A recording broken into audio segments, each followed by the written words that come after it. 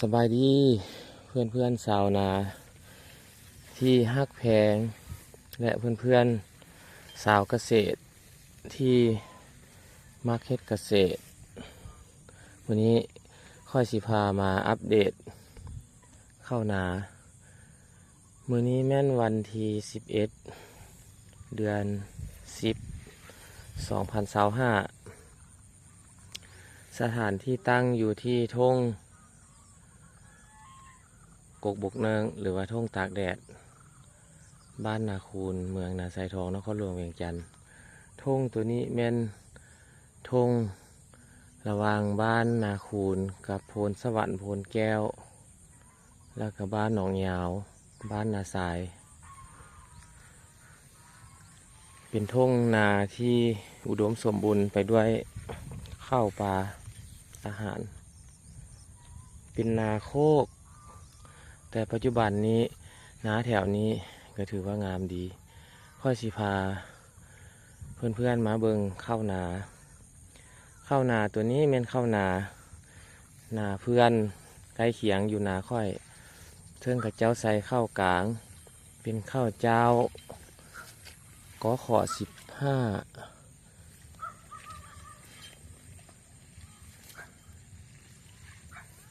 15หรือข้าวเจ้ากลางถือว่างามหลายข้าเจ้าตัดใบข้าวช่วงข้าวได้อายุได้2 เดือนครึ่งหรือว่าไ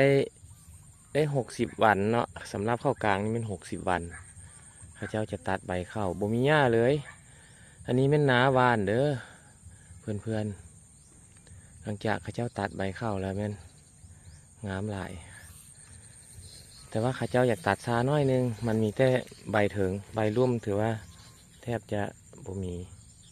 หญ้ากับบ่มีเพื่อนมันก็คือกันกับนาดำเลยคันเฮ็ดถึกวิธีนาหวานก็ได้เพื่อนเบิ่งเอางามอีหลีรับรองว่าข้าเจ้าจะได้ผลผลิตหลายแล้วค่อยกระสีขอปันแนวพันธุ์นำข้าเจ้าเพื่อมาห่านเสียงปลาฟอกเพื่อมาปลูกปีต่อไปแต่ว่านานี้ยังมีน้ำอยู่เด้อนานี้มันจะเหมาะกับข้าวกลางหรือข้าวปีแต่ว่าคันไส้รถขนเกี่ยวนี่ก็อยากลำบากเด้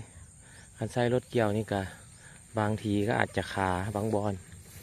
เพราะว่ามันยังมีน้ำอยู่ประมาณ10 เซนพุ่นได้ให้เพื่อนๆเบิ่งงามอีหลีเพื่อนๆคันข้าเจ้าตัดใบข้าวอันน่ะไว้น้อยนึงนี่สีดีอันนี้ข้าเจ้าตัดซาแต่ก็ถือว่างามและซ้ำนี่นะเพื่อนๆชาวนาบอกหรือว่าเพื่อนมักเกษตรเห็นคลิปนี้แล้วก็เอาไปเฮ็ดร้องเบิงเด้อนาหวานรายละเอียดติดตามค่อยสีอธิบายเรื่องการเฮ็ดนาหวานให้เพื่อนๆได้ฟังเพื่อให้มันได้ผลผลิตปัจจุบันนี้การเฮ็ดเกษตรหรือว่าการปลูกฝังเลี้ยงสัตว์ปลูกข้าวมื้อนี้นะปลูกยางพาราอย่างต่างๆแม้นเฮาเฮ็ดเป็นอาชีพเสริมก็ได้เนาะโดยเฉพาะมันปลูกข้าวนี่แหละเฮ็ดเป็นอาชีพเสริมเพราะว่าเฮาเฮ็ดนาหวานเฮ็ดนาแบบใหม่นี่ตะกี้เพิ่นก็เคยพาเฮ็ดอยู่ดอกแต่ว่าแบบใหม่นี่เฮาก็จะมีพวกเครื่องมือมาช่วยหลายเป็นต้นว่าเครื่องหว่านปุ๋ยเครื่องใส่ฝุ่นเครื่องพ่นยาใช่นะมันต้องได้พ่นยาฆ่าหญ้าเด้นาหวานนี่ปีใดน้ำดีจังค่อยบ่ได้พ่นคันบ่พ่นยาฆ่าหญ้าแล้วแม่นหญ้าขึ้นบาดสุดท้ายบาดเข้าสิเป็นเกลียวพี่ละให้เพื่อนๆได้เบิ่งถอนบทเรียนปีนึงเขามาเฮ็ดนาเพียงแต่มื้อเมื่อวานใช้เวลาตั้งแต่ครึ่งมื้อหรือว่าประมาณ3-4 ชั่วโมงหรือว่าบอลผู้เฮ็ดน้อยแท้เฮ็ดโมงเฮกตาร์นี่2 ชั่วโมงก็แล้วละวานนะสำหรับย้ำเกี่ยวก็ใช้เวลาอยู่ประมาณ2-3 มื้อ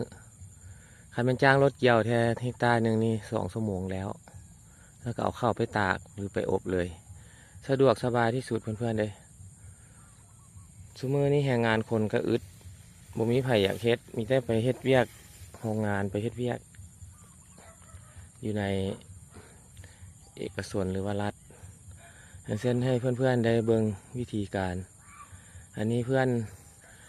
นานี่ก็เป็นนาลูกอายลูกน้องของใครแหละ ถือว่าสวยงาม ขอบใจเพื่อนๆที่เข้ามาติดตามชมถอดบทเรียนไปนำกัน